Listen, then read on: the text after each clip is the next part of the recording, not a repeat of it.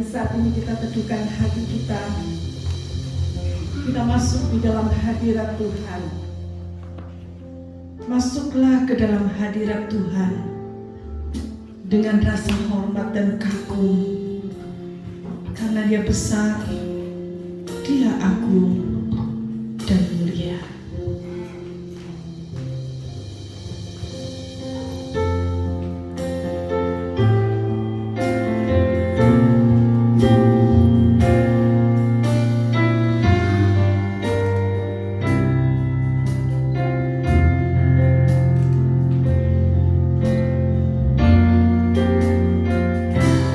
Kau sungguh indah, tiada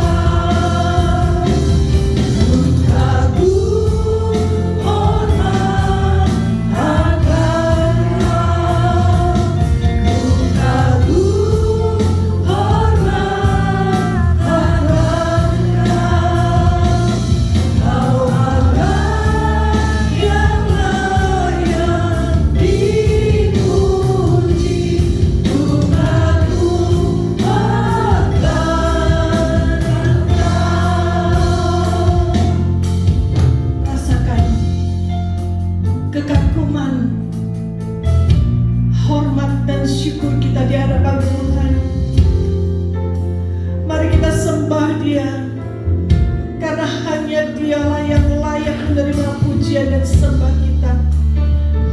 Kita ada saat ini, semua adalah karena kemurahan Tuhan. Haleluya, haleluya Yesus. Terima kasih Tuhan. Terima kasih Tuhan, karena Engkau begitu baik dalam hidup kami. Tidak ada yang seperti Engkau Bapa. Engkau sudah menyelamatkan jiwa kami. Engkau sudah mengangkat kami untuk menjadi anak Tuhan. Ini adalah sebuah kehormatan bagi kami untuk bisa menjadi anak-anak yang memuliakan Tuhan. Mari sekali lagi kita nyanyi, Kau sungguh indah.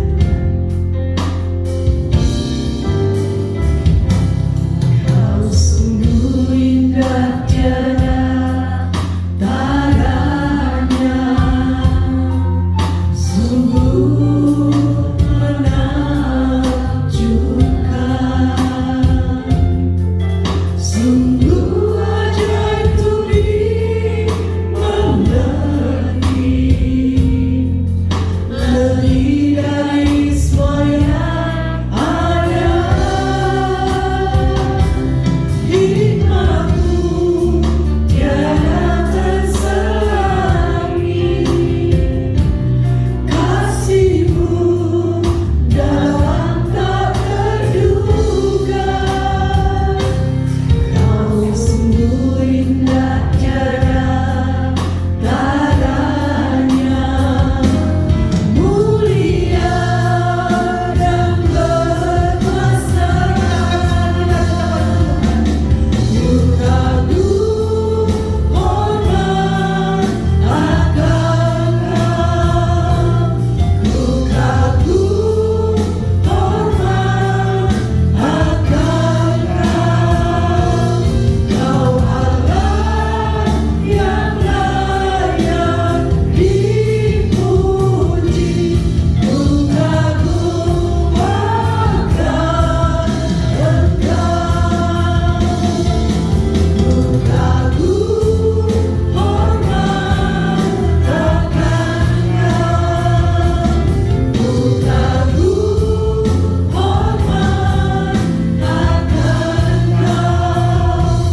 Kau Allah yang layak dipuji, ku kagum akan Engkau. Jemaat sendiri mengatakan, ku kagum hormat akan Kau, ku kagum inilah Tuhan hormat akan Kau. Terima kasih Allah yang layak dipuji, ku kagum akan Kau.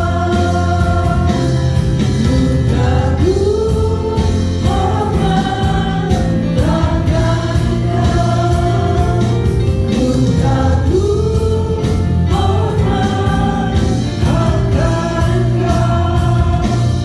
Kau Allah yang layak dipuji, ku kagum akan Engkau. Ku kagum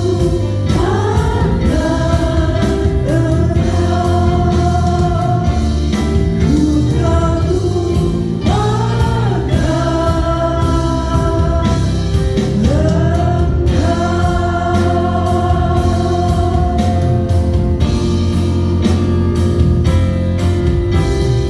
Hanya Engkau Tuhan yang patut menerima pujian. Mari kita tepuk tangan yang meriah untuk Tuhan kita. Haleluya. Sungguh hanya Tuhan yang patut kita puji dan kita sembah, karena Dia yang tidak terduga, yang sungguh indah. Itu sebabnya mari kita naikkan pujian syukur kita. Tiada terukur kasih setia-Mu Tuhan.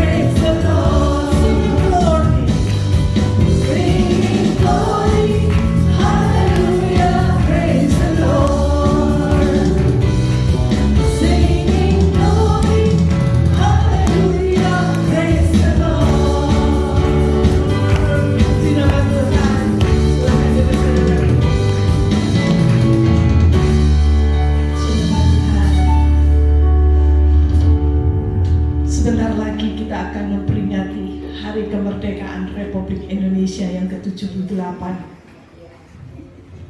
Kita harus berterima kasih untuk perjuangan para pahlawan kemerdekaan yang sudah mengorbankan jiwa raganya untuk membebaskan bangsa Indonesia dari penjajahan. Biarlah saat ini kita diberi kesempatan untuk merawat kemerdekaan itu dan tidak membiarkan Indonesia dijajah lagi oleh penjajah manapun. Itu sebabnya mari kita doakan supaya Indonesia, penduduk Indonesia boleh semakin mengenal Tuhan. Mereka boleh menjadi milik Tuhan dan Indonesia penuh dengan kemuliaan Tuhan saja.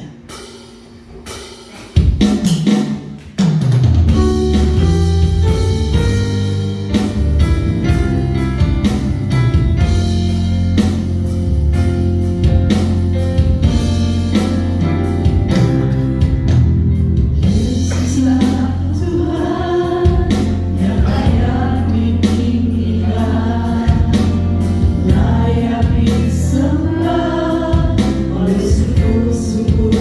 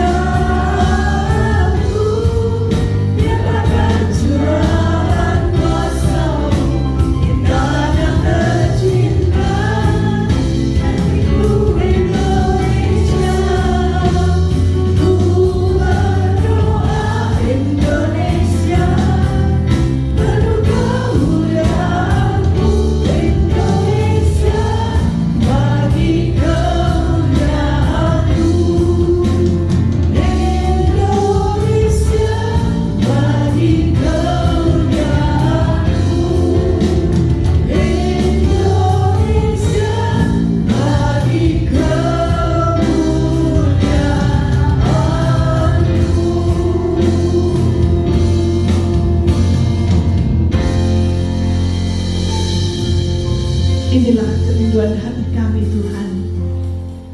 Kalau kami boleh melihat negeri kami Indonesia penuh dengan kemuliaan Tuhan. Ada banyak jiwa dari suku-suku bangsa yang dimenangkan untuk Tuhan. Dan kami boleh melihat hanya Engkau yang menjadi Tuhan dan Raja dalam hidup kami. Biarlah bangsa ini boleh menjadi bangsa yang besar, yang penuh dengan kemuliaan Tuhan. Kalau kami akan memperingati hari kemerdekaan negara ini, kami berdoa untuk para pemimpin, untuk semua aparat, supaya mereka diberi hikmat oleh Tuhan, mengarahkan negeri, bangsa kami yang tercinta ini untuk semakin maju di segala bidang, juga di dalam kerohanian mereka semakin mengenal Tuhan. Inilah yang menjadi doa kami Tuhan. Dan sebentar kami akan duduk diam, kami akan mendengar firman-Mu.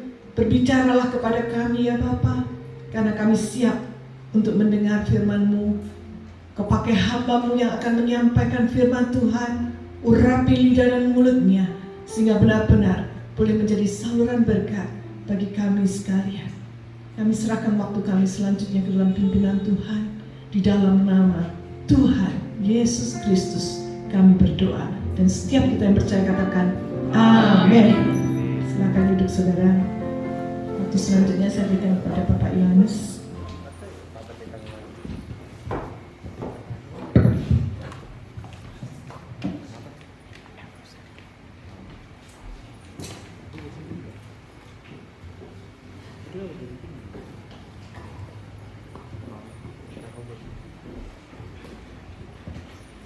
Shalom. Shalom. Oh, suaranya tidak terdengar. Shalom. Shalom. Merdeka.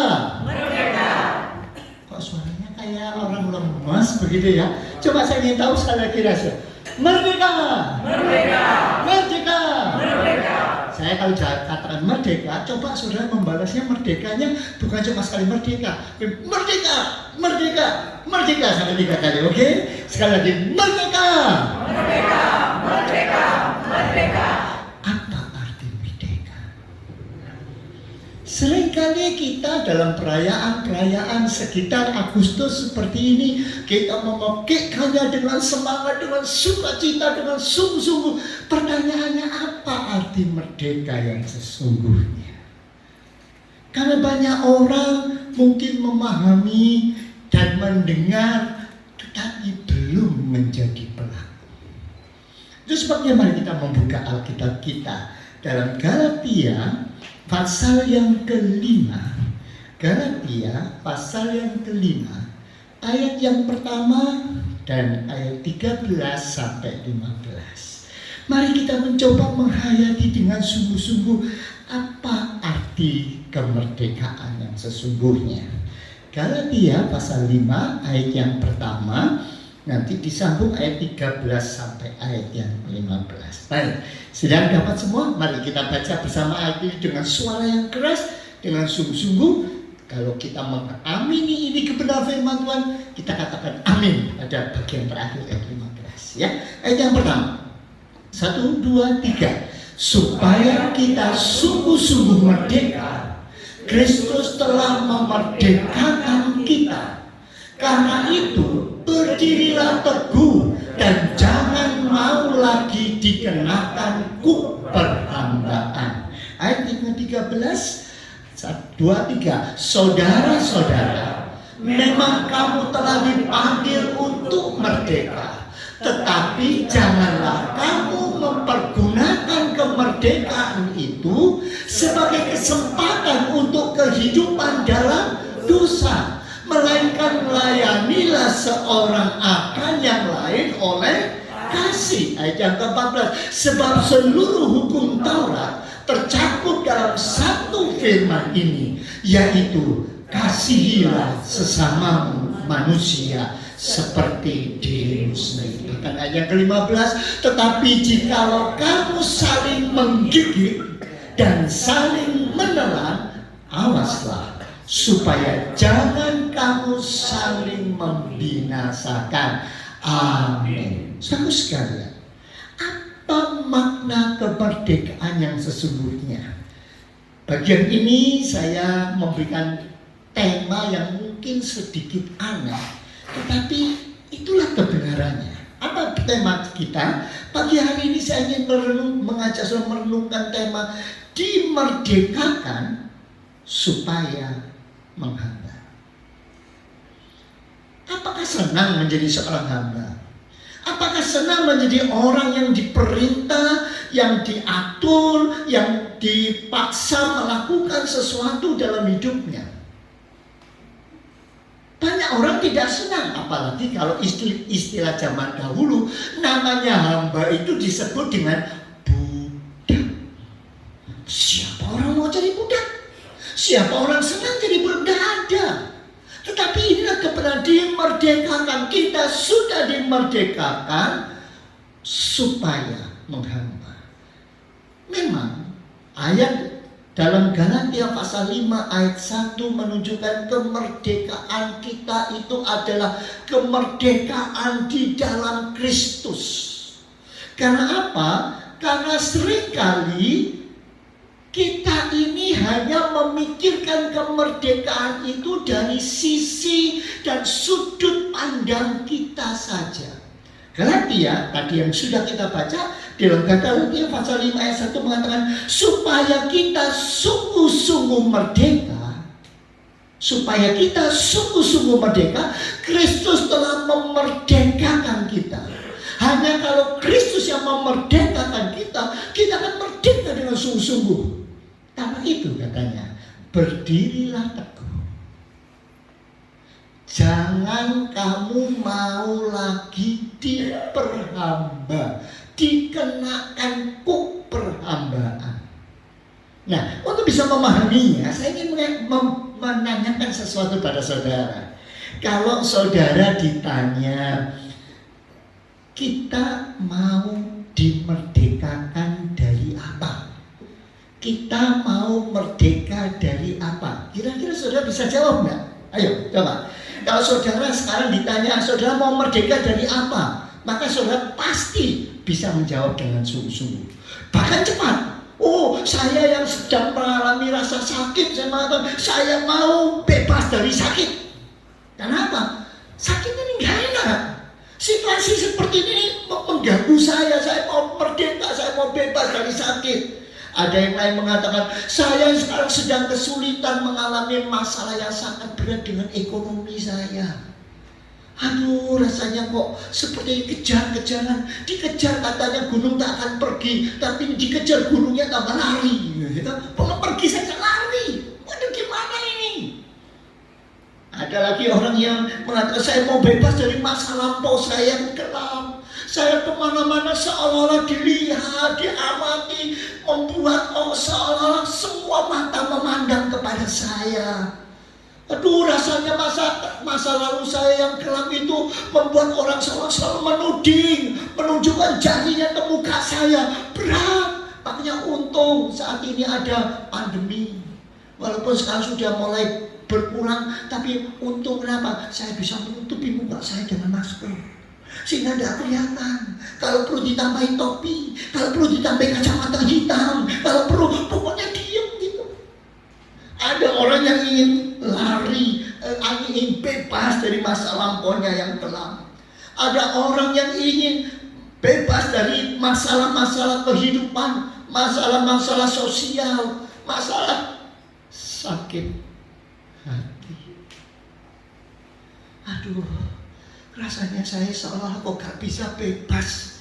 Kalau ketemu sama wajahnya saja, jangankan wajahnya, dengar kelebatan suaranya, jangankan kelebatan suaranya, mendengar langkahnya saja rasanya gak enak, sakit gitu. Ada lagi orang yang ingin bebas dari rasa kesepian.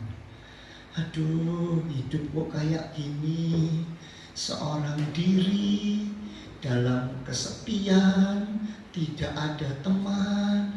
Lalu bagaimana? Siapa yang memperhatikan? Sudah tinggal di rumah sendiri aja rasanya, aduh, gak enak.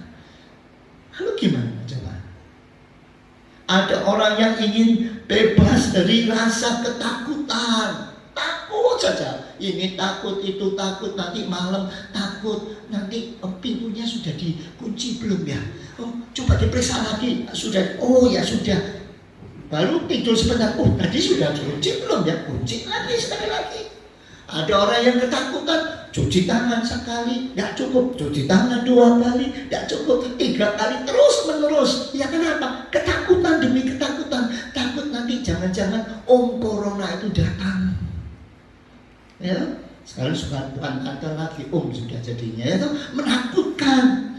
Ada lagi yang ingin bebas dari konflik dan sebagainya. Salahkah semua itu?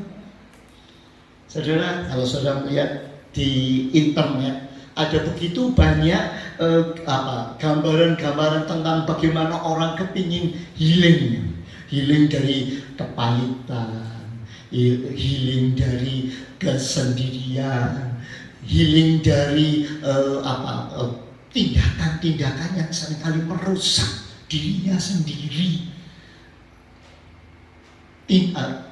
Ingin bebas dari ketakutan demi ketakutan. Ada banyak sekali orang selalu bahkan ingin bebas dari konflik dan sebagainya. Apakah salah? Saya mau tanya, apakah ada di antara saudara yang mengalami ketakutan, mengalami sakit hati, tidak ingin bebas? Ada? Ada? Halo? Kok diem semua? Saudara kelihatannya kok tegang sekali. Siapa di antara saudara yang tidak mau dibebaskan dari semua tekanan-tekanan hidup itu? Angkat tangan. Oh, enggak ada. Saya balik sekarang. Siapa yang mau dibebaskan dari semua masalah dalam kehidupan ini? Tunjuk tangan ke atas. Puji Tuhan, Tuhan melihat saudara yang sudah akan dibebaskan. Amin. Puji Tuhan, luar biasa. Tetapi pertanyaannya, kalau sekarang ditanya, saudara itu mau merdeka untuk apa? Bisa jawab? Saudara mau dimerdekakan untuk apa? Coba renungkan dengan dalam. Saudara mau dimerdekakan untuk apa? Ketika pertanyaan itu muncul, maka seringkali kita tidak bisa menjawab. Untuk apa yang merdeka ya? Untuk apa ya saya dibebaskan dari ketakutan? Ya supaya tidak takut, ya mesti ya ngomong dibebaskan dari takut ya maka supaya tidak takut. Kenapa kok kamu mau dibebaskan dari masalah ekonomi? Ya supaya tidak ada masalah ekonomi. Pasti, tapi untuk apa? Untuk apa saudara tidak takut lagi? Untuk menyerang? Saya tidak takut, siapapun ayo maju, berondong sama saya, apa begitu? Itu sebabnya hari ini mari kita merenungkan dengan dalam. Kalau kita hanya memikirkan kemerdekaan itu dari sisi diri kita sendiri, supaya saya tidak takut, supaya saya tidak miskin, supaya saya punya pekerjaan, saya, supaya ketakutan itu hilang, supaya depresi itu hilang, supaya kegemetaran saya, ketakutan akan masa depan semua hilang. Kalau hanya saya, maka seolah-olah kita ini hanya jadi penikmat kemerdekaan, bukan pelaku kemerdekaan. Bukankah sangat memprihatinkan? Kalau kita hanya jadi penikmat tetapi bukan pelaku, sehingga apa akibatnya? Sehingga seringkali kemerdekaan yang kita dapatkan hanyalah kemerdekaan yang egosentris, hanya memikirkan diri. Yang penting aku dan aku dan aku dan aku. Saudara yang dikasihi Yesus Kristus, marilah pagi hari ini kita melihat apa yang firman Tuhan katakan, supaya kita sungguh-sungguh merdeka. Kristus telah memerdekakan kita, karena itu berdirilah teguh dan jangan mau lagi dikenakan kuk perhambaan. Artinya jangan sampai kita lalu tidak bisa menghayati untuk apa kita dimerdekakan dari perhambaan itu. Saudara, pagi hari ini saya ingin mengajak saudara merenungkan, sudahkah kemerdekaan yang Tuhan berikan dalam hidup kita betul-betul kemerdekaan yang memerdekakan? Benarkah kemerdekaan itu pusatnya kepada Kristus, teosentris, bukan egosentris? Kemerdekaan itu bersifat antroposentris, artinya memperhatikan orang lain. Ketika seseorang sudah dimerdekakan, dia bisa membantu orang lain merdeka. Kalau dia sendiri tidak merdeka, bagaimana dia bisa menolong orang lain dimerdekakan? Itu sebabnya mari kita renungkan dengan dalam. Kenapa saudara? Karena ternyata ada dua macam orang, yaitu dua tipe orang yang sudah dimerdekakan. Ada dua tipe. Nanti saudara pikirkan, saudara termasuk tipe yang mana? Yang pertama, tipe pertama adalah orang yang tidak sadar kalau dirinya sudah dimerdekakan. Artinya, sehingga walaupun dia sudah dimerdekakan, tetapi dia masih memperlakukan dirinya sebagai orang-orang yang dikuasai oleh masa lampaunya, oleh adat istiadat, oleh kebiasaan, oleh pola hidup lingkungan. Saudara, saya termasuk salah seorang yang pecinta binatang. Saya pernah memelihara ikan, memelihara binatang darat seperti anjing, kura-kura dan sebagainya, itu masa lampau. Saya juga senang memelihara burung, sehingga waktu itu burung saya itu begitu banyak. Dan kalau sudah mulai bunyi suaranya luar biasa. Di antara semua burung itu ada satu burung yang harganya nggak mahal. Yang lain cicak rowo, itu memang kalau suara itu ya. Jadi saya dulu tinggal di gereja, sehingga suaranya satu gereja itu terpenuhi oleh suaranya, enak, memang mahal. Tapi ada satu burung yang sangat menarik perhatian saya. Murah. Burungnya burung kutilang. Nah, saudara tahu burung kutilang? Burung kutilang itu murah sekali, tidak ada harganya. Tapi yang satu istimewa, kenapa? Wah, dia itu sangat istimewa. Kalau didekati, baru aja dengar suara langkah, dia sudah mulai nari. Ini mesti nari-nari sehingga orang lain lihat, loh ini rupanya Pak Yo datang gitu ya, nari-nari. Begitu saya datang, ini gini, langsung wah, dia senang sekali. Kalau saya ambil, saya taruh gitu, dia diam di pundak saya, nari-nari, ngoceh-ngoceh begitu. Nah, saudara tahu apa yang istimewa? Ketika dia taruh, saya taruh di situ, saya letakkan di atas meja. Biasanya burung kalau dikeluarkan dari sangkar, apalagi ditaruh di pundak atau di meja, kemana saudara? Terbang kan? Dia nggak kemana-mana saudara. Jadi masih situ, dia putar-putar sih, kalau diangkat dipindahkan dia putar-putar lagi di situ, taruh di sini, ya putar-putar situ. Kenapa? Dia tidak sadar bahwa dia sudah dimerdekakan. Dikeluarkan dari sangkar, seolah-olah dia masih di sangkarnya. Dia diem saja. Banyak orang tipe pertama, orang yang tidak sadar bahwa dia sudah dimerdekakan, sehingga dengan sukarela dia masih melakukan hal-hal lama yang sebetulnya sudah dibebaskan oleh Tuhan, sudah dibebaskan dari ketakutannya, tapi dia masih takut lagi dengan gelodak. Wah, waduh, banyak orang seperti ini, tipe orang yang tidak sadar kalau dia sudah dimerdekakan, tapi dia masih memperhambakan diri pada kebiasaan-kebiasaan masa lampau. Adakah kita menjadi orang yang seperti itu? Tapi kebalikannya, tipe yang kedua, ada orang yang tidak tahu diri. Dulunya itu diperhamba, sekarang sudah merasa dimerdekakan, maka dia mempergunakan kemerdekaannya untuk berbuat semaunya sendiri. Maaf, orang Jawa mengatakan saenak udeli dewi. Wes peduli, saya kan bebas, saya kan orang bebas merdeka. Ngapain memperhatikan dia? Ngapain memperhatikan perasaan hatinya? Waduh, nanti dia tersinggung. Ini begini. Peduli amat. Saya peduli, saya menyakiti, melukai hati orang lain. Tidak peduli. Dia yang penting bisa memuaskan keinginannya sendiri. Bahkan dia bisa menindas orang lain, bisa mempergunakan kemerdekaannya justru untuk menjajah sesamanya. Ini tipe orang yang kedua. Yang satunya tidak sadar bahwa sudah dimerdekakan, tapi terus memperhamba. Yang satunya saking ingatnya sudah merdeka, maka dia juga bebas melakukan apapun juga semerdeka-merdekanya, sehingga tidak memperhatikan orang lain, tidak memperhatikan perasaan orang lain, tidak memperhatikan. Itu sebabnya mengapa harus kemerdekaan itu harus teosentris dan antroposentris.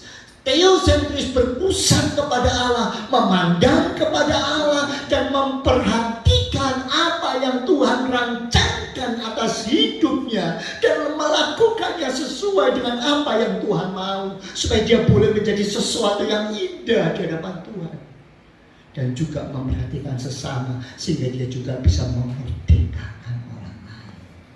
Memperhatikan orang lain dengan sungguh-sungguh, tidak ego, hanya memikir. Itu sebabnya apa firman Tuhan mengatakan kemerdekaan yang sejati di dalam surat Yohanes, Injil Yohanes menyatakan kepada kita, ya, jadi apabila anak itu memerdekakan kamu pun akan benar-benar merdeka. Kalau saudara sudah dibebaskan oleh Tuhan, harus betul-betul sudah merdeka dan betul-betul merasa bebas dan dibebaskan dari semua yang tidak benar dan tidak baik. Jadi kalau begitu pertanyaannya, kita ini dimerdekakan untuk apa? Ya, kita ini dimerdekakan untuk apa? Kita dibebaskan dari ikatan-ikatan, dari kuk-kuk perhambaan itu. Untuk apa? Kita dimerdekakan dari dosa, bukan untuk merdeka berbuat dosa. Kita merdeka dari dosa, bukan merdeka untuk berbuat dosa. Ingat, kita merdeka bukan untuk berbuat dosa. Memang kita dimerdekakan dari dosa, bukan untuk berbuat dosa. Kalau begitu, untuk apa? Poinnya ada di sini. Kita dimerdekakan yang pertama untuk menghamba kepada Tuhan. Kita sudah dimerdekakan oleh Tuhan untuk apa? Untuk menjadi hamba Tuhan. Hamba Hamba Tuhan bukan berarti harus menjadi seorang pendeta, menjadi seorang pengkhotbah, menjadi seorang penginjil, menjadi seorang pelayan. Bukan. Setiap kita harus menghamba kepada Allah. Ingat saudara, peristiwa kejadian yang ada di dalam perjanjian lama. Untuk apa orang Israel dibebaskan dari Mesir? Untuk apa orang Israel dikeluarkan dari Mesir dengan segala macam upaya? Tidak gampang. So masih ingat ada berapa tulah yang harus dibuat oleh Tuhan sampai akhirnya bisa bebas? Ada berapa?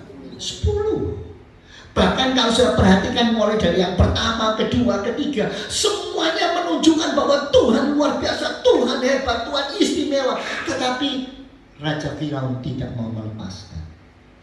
Sampai yang terakhir ketika semua anak sulung dibinasakan, dibunuh oleh Tuhan, baru mereka pergi.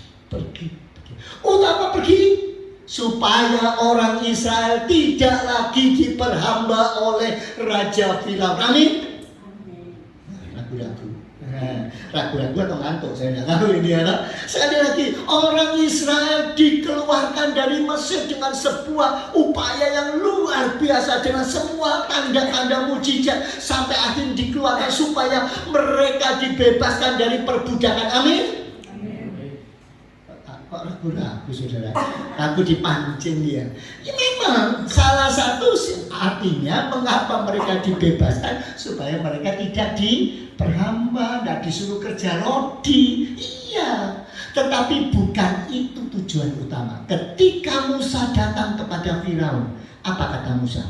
Bebaskan orang Israel supaya mereka tidak kerja paksa, tidak kerja rodi. Begitu kata Musa. Apa kata Musa? Bebaskanlah umat Israel supaya, halo, baik, tidak dengar, supaya mereka bisa beribadah kepada Tuhan. Ingat saudara, kita dimerdekakan oleh Tuhan untuk apa? Supaya kita bisa beribadah kepada Tuhan. Kalau saudara sudah dimerdekakan oleh Tuhan, maka wujudnya yang jelas adalah saudara punya kerinduan yang sungguh-sungguh untuk terus beribadah kepada Tuhan, memuji, memuliakan, dan menyenangkan hati Tuhan. Itu tanda orang yang sudah dimerdekakan. Kalau dalam hati saudara tidak ada kerinduan itu, tidak ada keinginan, tidak ada dorongan, saudara lupa bahwa itu adalah tujuan Tuhan memerdekakan kita. Seringkali ketika kita dalam kesusahan, seringkali ketika kita dalam persoalan hidup yang berat, Tuhan, tolong Tuhan, bebaskan. Tuhan tanya, untuk apa? Ya supaya bebas, ya terus mau aja. Ya. Tapi kalau saudara, Tuhan saya ingin bebas. Kalau saya bebas, saya bisa memuliakan Kau, dan saya rindu memuliakan Kau. Di sanalah berkat Tuhan akan nyata dalam hidup saudara. Amin saudara. Mari. Yang pertama, tujuan mengapa kita dibebaskan adalah supaya kita punya kerinduan dan kita betul-betul sungguh-sungguh mau memuji, memuliakan Tuhan. Seringkali kalau sudah bebas, lupa mau ibadah. Aduh, minggu meneh. Aduh, ini yang bagian apa? Singer latihan lagi. Yang bagian musik bolak-balik, kok gak ada sing lain yang gantiin? Apakah itu? Bukankah kita dimerdekakan supaya kita mengatakan, Tuhan, aku mau memuliakan Engkau, memuji Engkau. Kalau saudara mulai males-malesan, coba periksa, saudara betulkah sudah dimerdekakan sepenuh atau tidak? Saudara, hari-hari ini saya punya tugas yang cukup berat, karena saya punya proyek di Semarang. Jadi hampir setiap minggu saya ke Semarang, saudara. Tapi ada satu hal yang saya selalu tidak pernah lewatkan. Sebagaimanapun beratnya, sebagaimanapun susahnya, saya tetap usaha pulang hari Jumat. Untuk apa? Beribadah. Bertemu dengan saudara-saudara seiman. Kadang-kadang sampai lelah sekali. Saking memaksakannya saya jalan dua rest area tidur. Bangun lagi, jalan lagi 2 rest area, kantuk tidur lagi. Tapi tetap upaya. Hati tetap rindu. Tuhan, aku mau sebisa-bisanya, semungkin apapun, berat tantangan, hambatan apapun, aku mau bersekutu, aku mau memuji Engkau, aku mau merasakan betapa indahnya persekutuan di dalam anak-anak Tuhan. Saudara, mari itu timbulkan dalam hati saudara dan kata, aku sudah bebas. Kalau aku dibebaskan, aku rindu terus bersekutu dengan Tuhan di dalamnya. Itu yang dilakukan. Saudara perhatikan, ketika orang Israel baru dulu waktu di Mesir diperhamba, kepingin. Setelah bebas, apakah mereka beribadah kepada Tuhan? Halo? Apakah mereka beribadah sama Tuhan? Iya, loh, begitu bebas mereka beribadah. Tapi nggak tahan lama. Sudah rajin. Kok bosan aku ya? Di sini kok kayak gini, wes putar-putar aja, makanannya cuma mana. Aduh, kata makan daging. Ya, ketika mereka mulai lupa, tidak lagi beribadah, bersyukur kepada Tuhan, apapun yang Tuhan kerjakan, lupa. Ingat loh, bahaya loh saudara.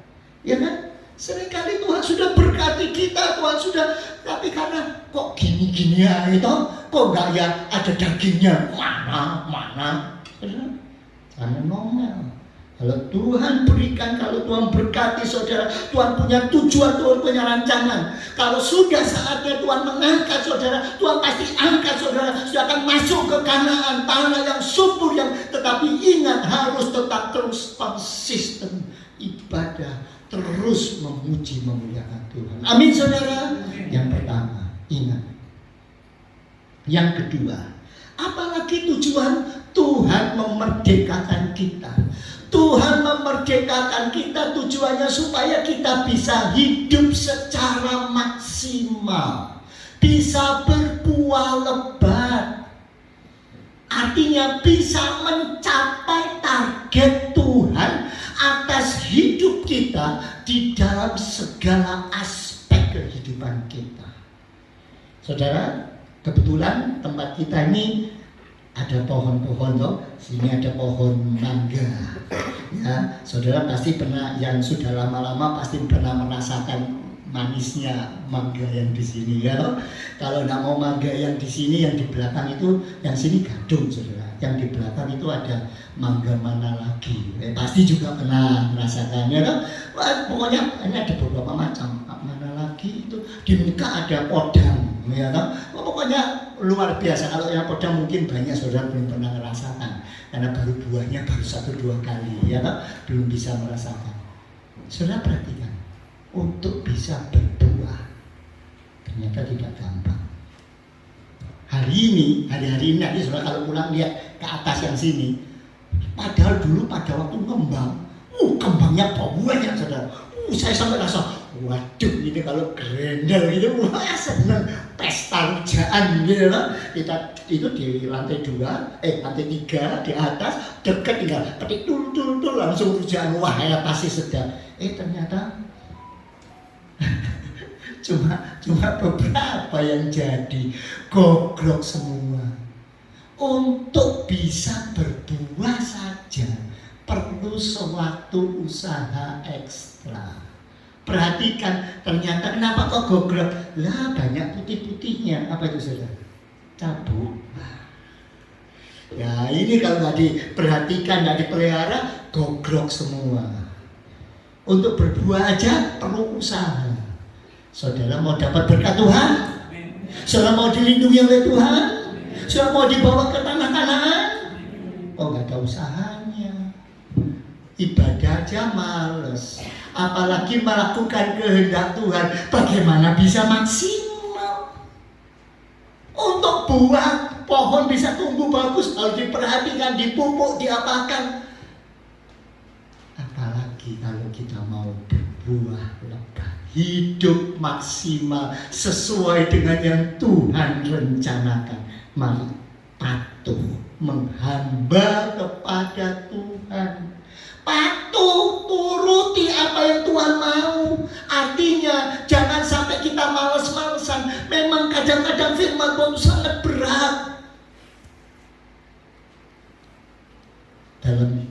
Dalam kehidupan sehari-hari, bukankah seringkali kita mengalami banyak kesulitan? Ya toh? Saudara pernah tahu rasanya orang disakiti hati? Pernah tahu? Rasanya enak sekali, ya kan? Kok ketawa saudara? Kalau saudara sedang disakiti hati itu rasanya nyaman, bisa tidur dengan nyenyak, gitu ya? Hah? Kok ketawa?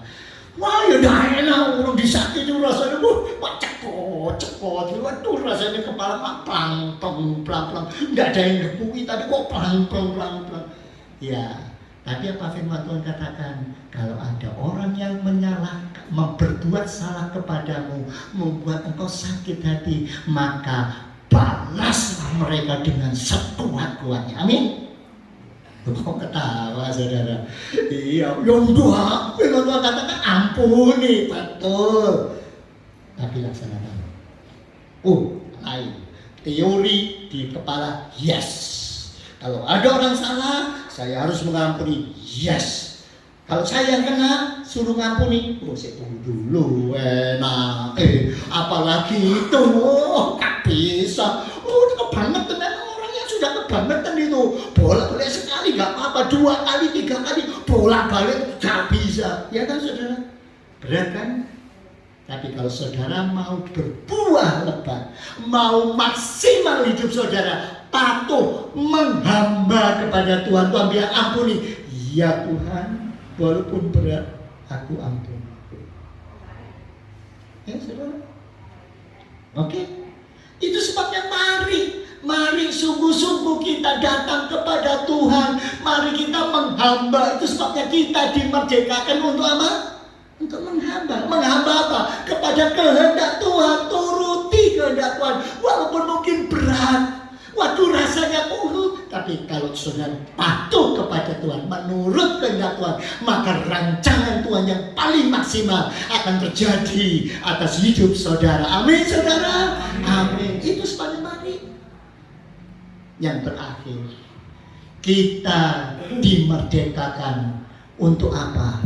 Untuk bisa menjadi saksi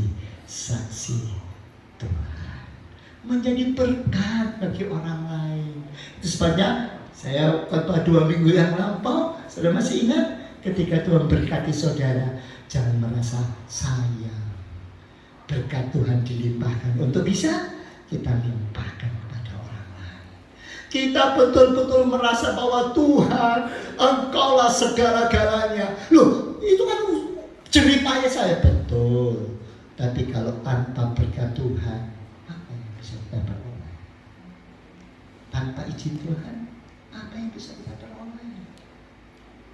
Saudara tahu, mari kita datang patuh kepada Tuhan. Apa yang Tuhan kehendaki, aku siap melakukannya. Dan saya percaya berkat Tuhan limpah atas hidup kita. Amin saudara. Mari kita tundukkan kepala bersama-sama. Mari kita datang kepada Tuhan dan kita mohon kepadanya agar Tuhan menolong kita. Bapa, aku mau mempersembahkan tubuhku sebagai persembahan yang hidup, yang kudus dan yang berkenan kepadamu. Mari kita datang kepada Tuhan. Tuhan, terima kasih Engkau sudah memerdekakan aku, Engkau sudah membebaskan aku. Dan kalau anak itu yang membebaskan, kita akan merdeka dengan sesungguhnya. Jangan sampai lagi diperhamba. Itu sebenarnya kita datang kepada Tuhan. Tuhan, aku mau mempersembahkan tubuhku sebagai persembahan yang hidup, yang kudus, yang berkenan kepadamu. Bapa, ku persembahkan tubuhku sebagai persembahan persembahan yang hidup, kudus dan yang berkenan padamu sebagai ibadah yang sejati. Sekali lagi katakan Bapa.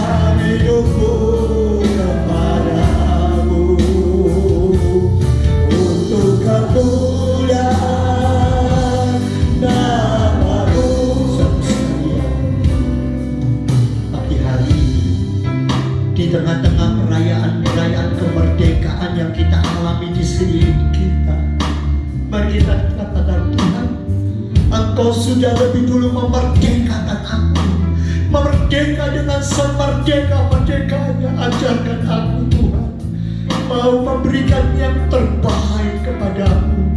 Benar-benar kehidupanku kuhambakan kepadamu, sehingga kerancanganmu jadi dalam hidupku. Jadikan lagu ini.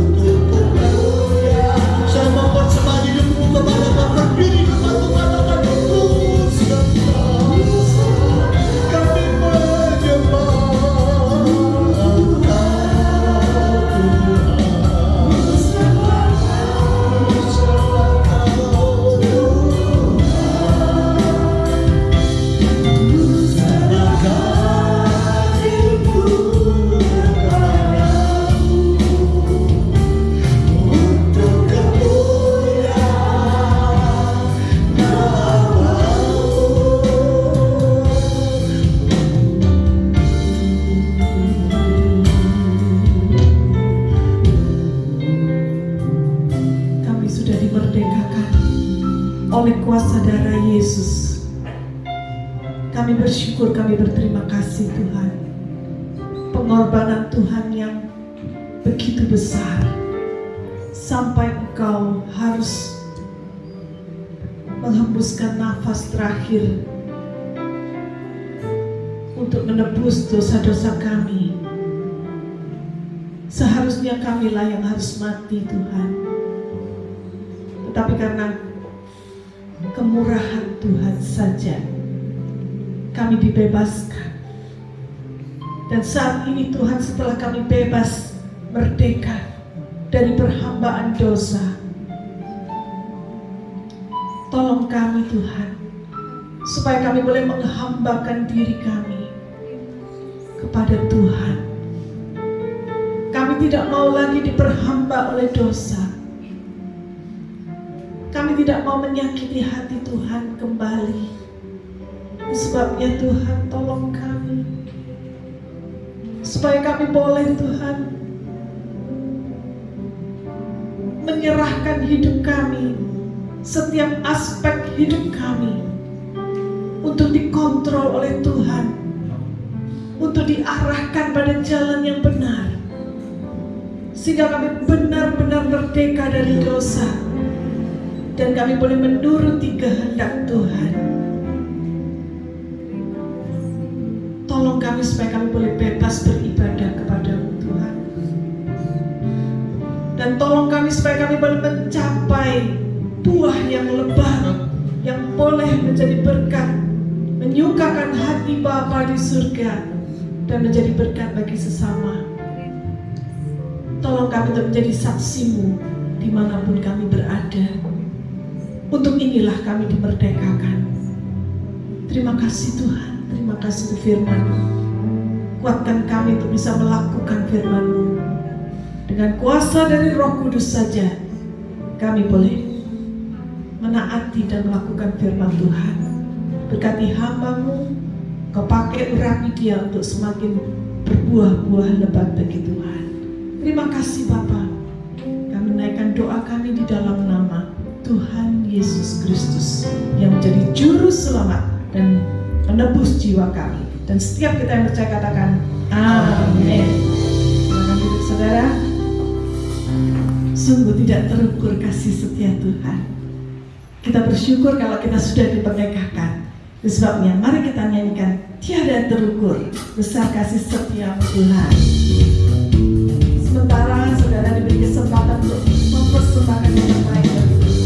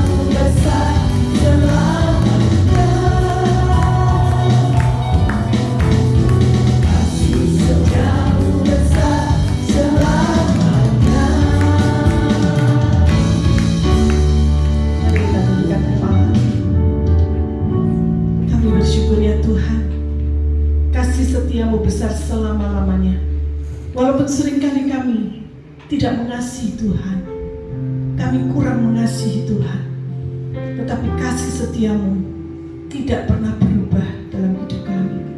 Itu sebabnya Tuhan, kami kagum, kami hormat kepadamu. Dan biarlah segala pujian, hormat, dan kemuliaan hanya bagi Engkau, Tuhan yang sudah memerdekakan kami dari perhambaan dosa. Biarlah Engkau yang menjadi Tuhan dan Raja dalam hidup kami. Segala persembahan yang telah kami naikkan ke hadapan hadirat Tuhan, biarlah boleh berkenan dan menyukakan hati Bapa di surga. Dan biarlah Tuhan sendiri yang akan membalas setiap persembahan yang telah kami berikan ini dengan berkat-berkat dari Allah Bapa Surgawi, sehingga kami boleh menikmati kemerdekaan kami dan menjadi berkat bagi sesama. Terima kasih Tuhan, terima kasih. Mari saudaraku, kita arahkan hati dan tangan kita di hadapan Tuhan. Terimalah berkat Tuhan. Kiranya kasih karunia dari Allah Bapa Surgawi, cinta kasih dari anaknya Yesus Kristus, dan persekutuan dengan Roh Kudus akan menguatkan engkau untuk menjadi saksi Tuhan dimanapun engkau berada. Berkat Tuhan melimpah dalam hidupmu, dan engkau akan menjadi saluran berkat bagi orang lain. Terimalah berkat Tuhan di dalam nama Tuhan Yesus Kristus.